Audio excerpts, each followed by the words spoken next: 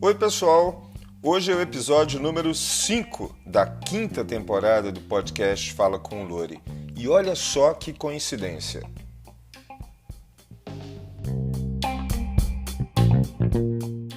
O número 5 é o número da evolução, da curiosidade.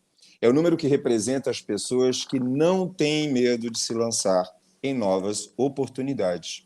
Pessoas que aceitam as mudanças. Mais do que isso, pessoas que também provocam as mudanças. E o que é que isso significa? Isso significa que já estamos falando do nosso papo de hoje, que é com o publicitário Rafa Oliveira, que deixou o Brasil há algumas semanas, já está instalado na Grande Maçã, a Big Apple, mais conhecida como Nova York, a capital do mundo. Rafa, seja muito bem-vindo. Tenho acompanhado o seu podcast há um tempo e, enfim, papos super interessantes, pessoas super especiais, então me sinto realmente honrado de estar nesse seleto grupo de entrevistados. Muito obrigado.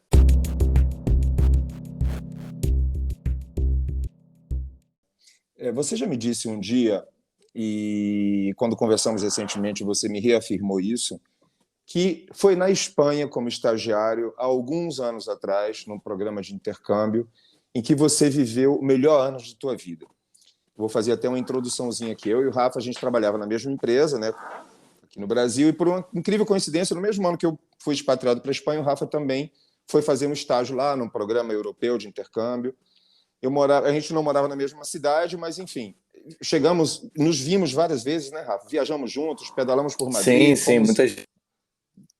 Enfim, por que você acredita, ou você acha, ou você tem certeza de que esse ano foi tão bom assim e foi tão divisor de águas na sua vida? Loura, acho que resumindo, é um pouco disso que você falou, de estar nesse momento de transição. Eu estava terminando a faculdade, indo para a vida, vamos dizer assim, adulta, e ainda não tinha entrado no mercado de trabalho, né?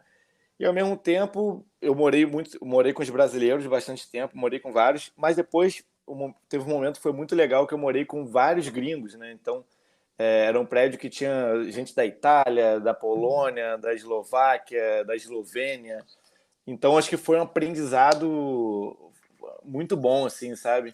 Foi uma absorção de cultura, assim, da galera, as trocas, enfim, eu nem gostava de beber cerveja, passei a beber cerveja lá, porque cada um trazia uma cerveja de um lugar, não gostava de tomar café, então cada um trazia um café do seu país, e depois eu viajei para casa dessa galera enfim, de mochilão, como se falou aí, duro, sem grana nenhuma, torrei toda a minha mini grana que eu tinha, em troca dessa experiência, e assim, realmente acho que essa experiência de vida foi sensacional, assim, realmente.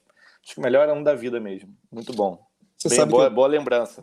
Pois é, você sabe que eu trabalho com hospedagem hoje há alguns anos, né? E eu noto que muita gente que vem aqui tem esse período pós-high school, pós-ensino médio e antes de faculdade, que as pessoas rodam o mundo. 1 ano, 6 meses, 2 anos. E não necessariamente só gente com dinheiro, com bastante dinheiro. Qualquer classe média. Você acha o quanto isso é importante na vida de uma pessoa, num pré-adulto, digamos assim? Essa geral, por exemplo, você, né, conviveu com gente de vários países, aprendeu um idioma novo. Isso é fundamental, né, Rafa? O Brasil não tem essa cultura, né? Lori, eu acho que tendo a possibilidade financeira de fazer isso de alguma maneira, nem que vá com pouca grana e tudo, fica apertado, lá se vire para trabalhar, eu acho que vale muito a pena. Até porque, se parar para pensar, a gente sai do colégio muito criança ainda, né? A gente acha que é adulto e a gente não sabe nada da vida ainda. E, assim, é muito cruel uma pessoa de 18 anos ter que escolher qual é a faculdade que ela vai fazer, o que ela vai fazer para sempre, né? Bem, para sempre é um pouco exagero, mas o que ela vai ter como profissão. Então, tendo a possibilidade, eu acho muito válido, assim, acho uma experiência muito enriquecedora, assim, sabe? Você dá um tempo para a pessoa pensar um pouco mais, né? Eu lembro, cara, eu entrei na faculdade, eu tinha 16 anos ainda. O que é uma pessoa com 16 anos prodígio. sabe? Nada. Prodígio. Nada. Sim, Não, sim, mas aí não. você nem sabe o que você está fazendo, você está indo naquele caminho, assim, é um dia após o outro, você nem sabe o que você está fazendo. Claro, tem os prodígios de verdade que, com 3 anos de idade, já tocam, né? A Quinta Sinfonia de Beethoven, tudo mais. Bom, mas Sim, esses são as exceções. A maioria das pessoas não sabe o que vai fazer da vida e com continua sem certeza. saber, né? Fazem 80 anos sem saber. Sim, total verdade isso. Enfim, vamos agora dar uma voltar um pouco no tempo, mas não tanto, e falar da Uhum, tua começar a falar da tua trajetória profissional. Você uhum, voltou para o Rio, Niterói, tua cidade, tudo, e pouco tempo depois você conseguiu me corrija depois se eu estiver errado, claro, não. um trabalho numa agência de publicidade em São Paulo, e aí você trilhou anos em São Paulo, em agências de publicidade. Como é que foi essa transição para São Paulo, essa chegada no mercado de trabalho em São Paulo? Como é que você lidou com tudo isso? Eu senti que em São Paulo, assim, o buraco era mais embaixo, sabe? O nível do trabalho que eu via dos monitores do meu lado ali era muito superior ao que eu costumava ver, ao meu trabalho, inclusive. E também, assim, eu cheguei e estava muito frio, a galera vestindo sobretudo, né?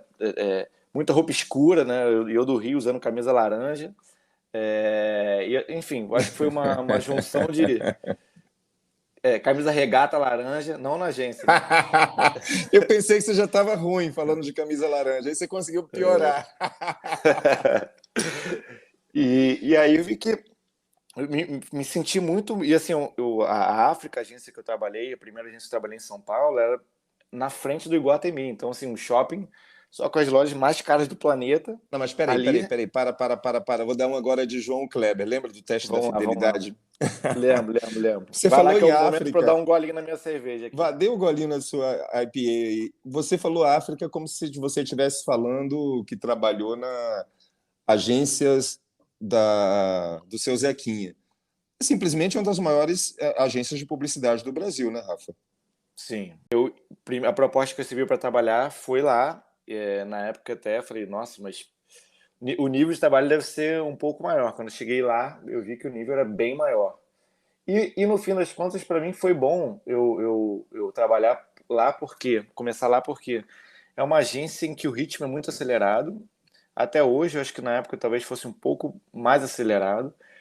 E isso me forçou a aprender mais rápido. Eu já tinha 26 anos, tinha gente que com 26 anos já era diretor de arte, sênior, indo para direção de criação, e eu com 26 anos eu era assistente. Então eu pensei, cara, O pessoal com eu, 26 anos se aposentando já.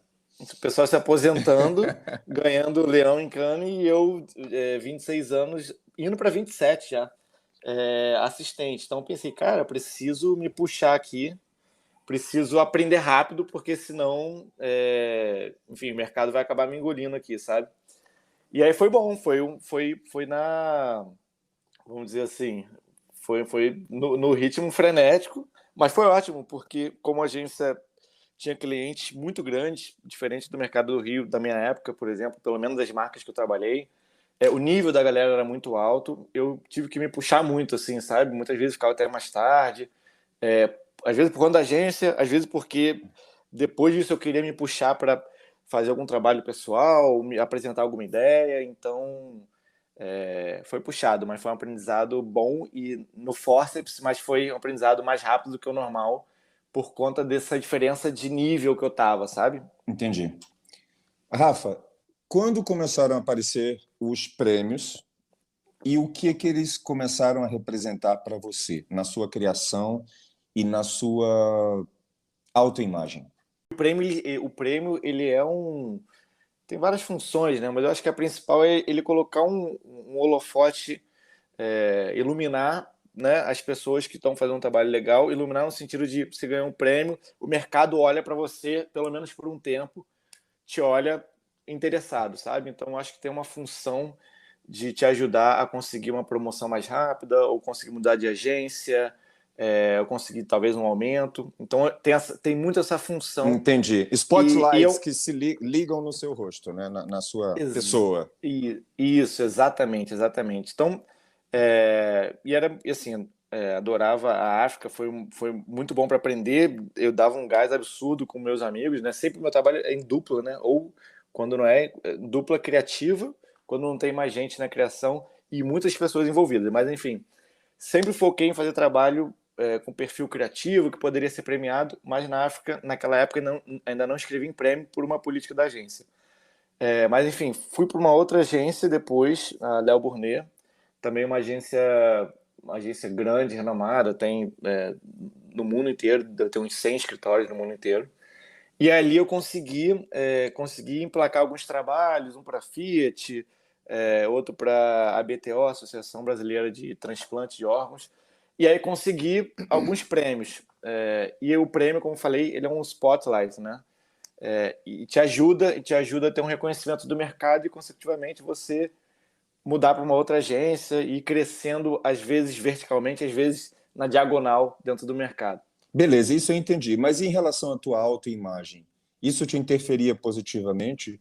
Existe realmente a possibilidade da pessoa sentir que já chegou lá, etc., de alguma maneira ficar arrogante. Claro que existe essa possibilidade. E também existe o salto baixo que eu acabei de inventar, quando, se você não ganhar o prêmio, você se diminuir. Entendi. Então, assim, a indústria publicitária, assim como a indústria do cinema e outras indústrias que têm a premiação como algo muito relevante na indústria, né, no mercado. Então, eu acho que realmente é um assunto importante que você tocou, porque sim, tem o prêmio, ele tem o poder de levantar a autoestima e, quando não ganhar, diminuir a autoestima. Então, é algo realmente para tomar cuidado nesse sentido. Não deixar sentir que você fez algo ultra excepcional e mudar como você pensa, como você age, como você trata as pessoas. E, ao mesmo tempo, se não acontecer, tá tudo certo também. Vamos que Entendi. vamos. Prêmio é que nem carnaval, tem todo ano. Então, se não deu esse ano, vamos tentar no próximo. Entendi. A gente sabe, Rafa, que como se diz, me fugiu o nome agora, o Oscar da publicidade acontece todos os anos em Cannes, no sul da França. Uhum. Né? Não tem Sim. prêmio publicitário mais importante, mais icônico, pelo menos, no mundo, do que o prêmio de Cannes, no sul da França, na Côte d'Azur. Como o de cinema também de Cannes é muito famoso, né? Mas, enfim. Sim. E você já esteve lá, você já foi premiado com alguns leões, não de ouro ainda, mas você está começando. Conta pra gente como foi, resume assim as vezes que você foi lá, se você foi mais de uma vez, como é esse imenso glamour de Cannes.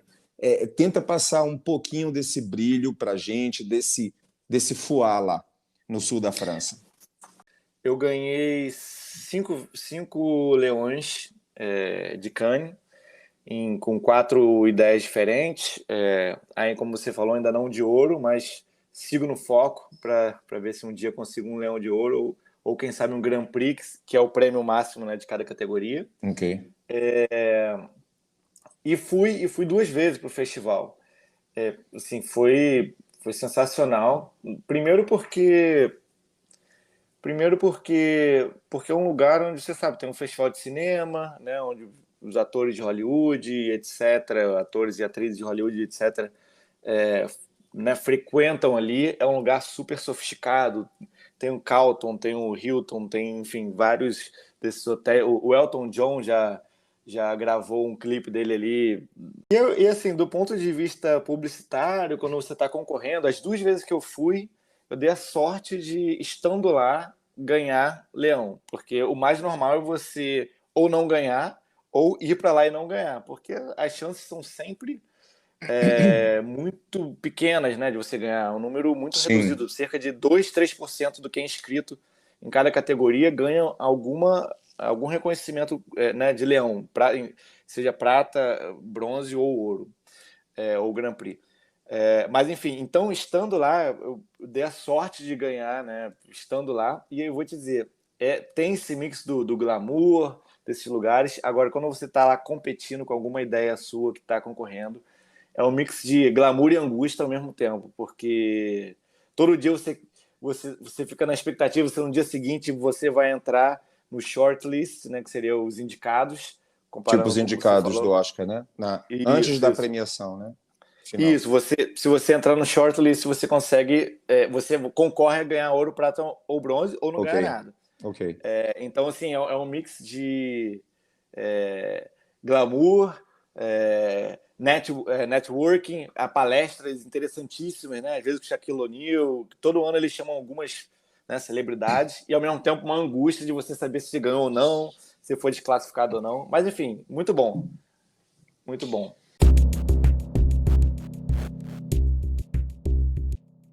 Quando o projeto é reconhecido ali, ele ganha uma dimensão, né? Ele tem Alça voo, né? Exatamente. Então, assim, a ideia que é reconhecida nesse festival, ela ganha uma... ela alça voo, como você falou, né? Enfim, ela se expande muito, assim, isso eu acho muito importante.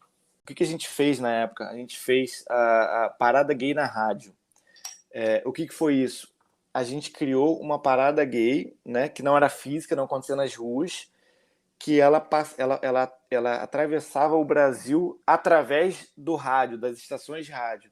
Então, nessa parada gay, ela acontecia, né, a cada meia hora era numa rádio, aí dava meia hora passava para uma outra rádio, e essas estações só tocavam músicas de artistas LGBTQIA+, perdão, e também com informações sobre a homofobia no Brasil, que é um assunto bem crítico.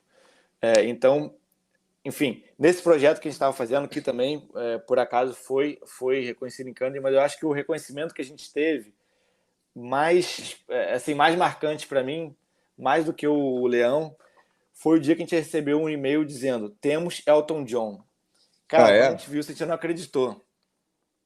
Quando a gente viu isso, a gente não acreditou. Enfim, a gente precisava de algum artista, né, que tivesse pertinência com a causa, com o projeto, e a gente chutou alto. Fomos no Elton John, ele adorou o projeto, e a gente trocou e-mail com o marido dele para conseguir aprovação. E, assim, é um negócio que eu acho que eu não vou esquecer Que nunca. A gente incrível. escrevendo o e-mail.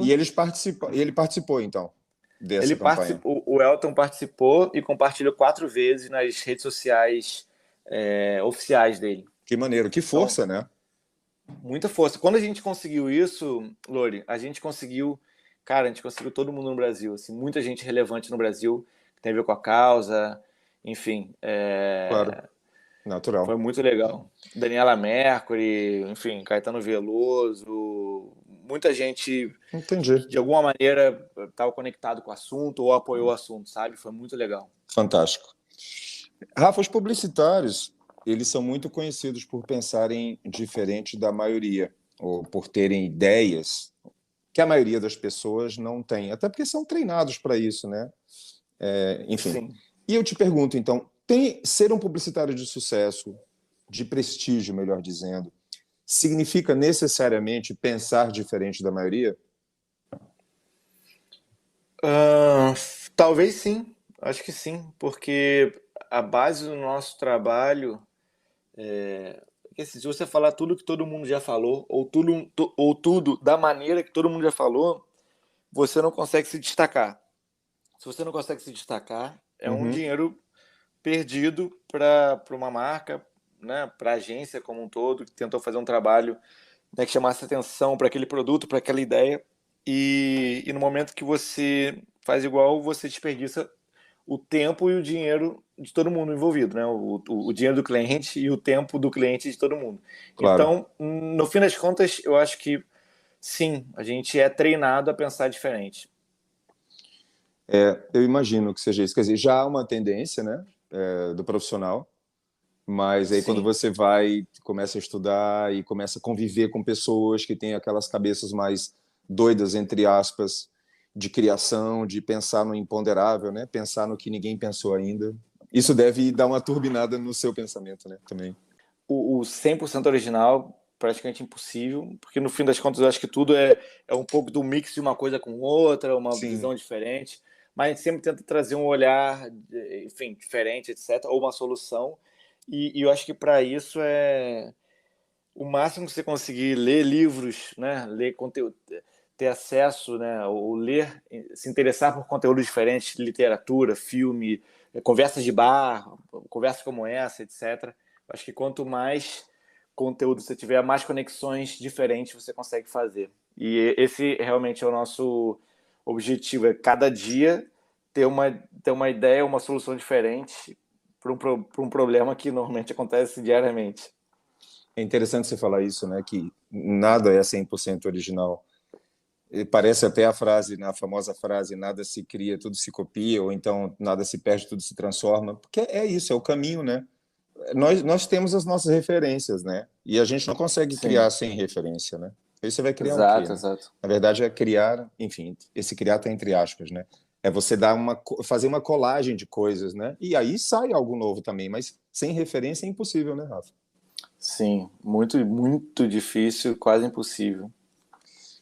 Queria falar um pouco agora de uma parte mais pessoal da tua vida, que sirva até para as pessoas que estão ouvindo a gente, como dica, como exemplo, como sugestão, como que as pessoas quiserem ouvir.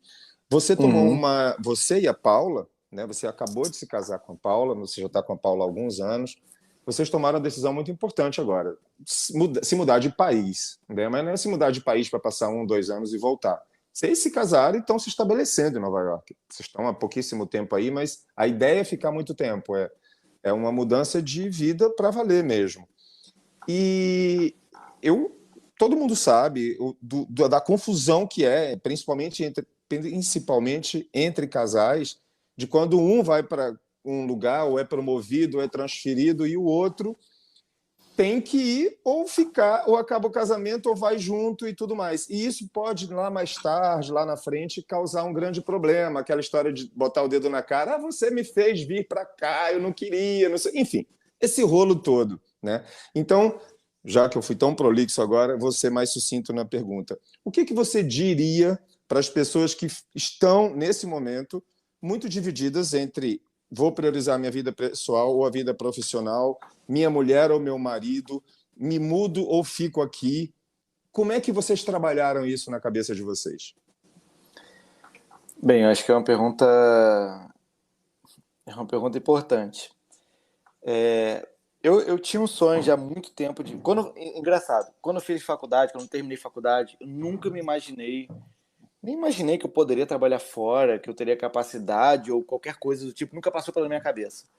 Mas nos últimos 6 anos, 5, 6 anos, um pouco mais, eu já trabalhava essa vontade, já me via muito morando aqui nos Estados Unidos, trabalhando, não necessariamente em Nova York, mas Nova York era realmente onde eu preferia vir trabalhar e coloquei isso na minha cabeça.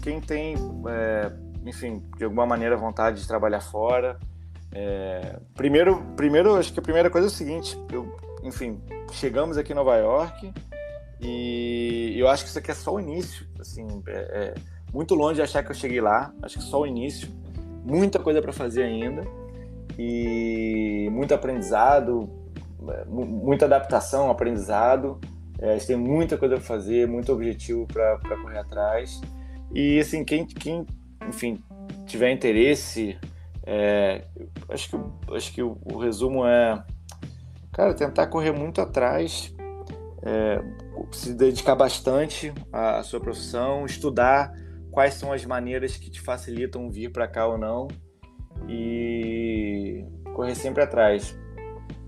Enfim, não quero ser o coach, não quero ser coach da positividade aqui tóxica, mas eu acho realmente importante ser humilde, correr atrás, talvez separar umas metas, né, anotar. Eu sou bem metódico, eu faço isso e um dia dá certo. Ou pelo menos aumentam bastante suas chances de ir para fora, trabalhar fora, claro. Ter pelo menos 1 ano, 2 anos de experiência, que eu acho que é super válido.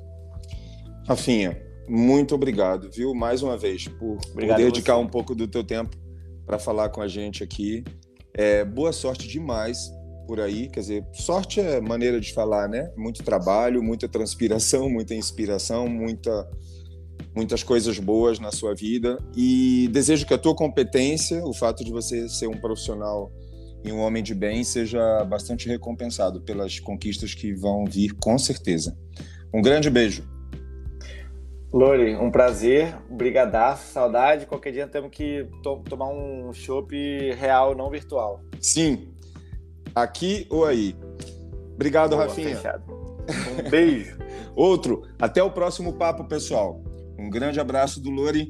Tchau, Rafa, e até breve. Tchau, tchau.